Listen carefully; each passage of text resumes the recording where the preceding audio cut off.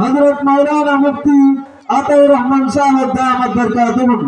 এই পর্যায়ে আমাদের সম্মুখে গুরুত্বপূর্ণ নসিহত পেশ করবেন হযরত মাওলানা মুফতি আতাউর রহমান সাহেব দামাত বরকাতুহুম।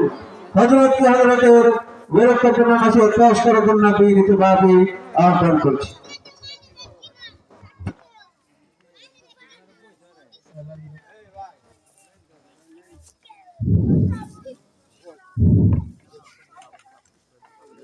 السلام عليكم ورحمة الله وبركاته.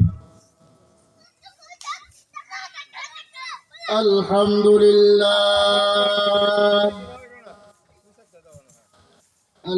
لله نحمده ونستعينه ونستغفره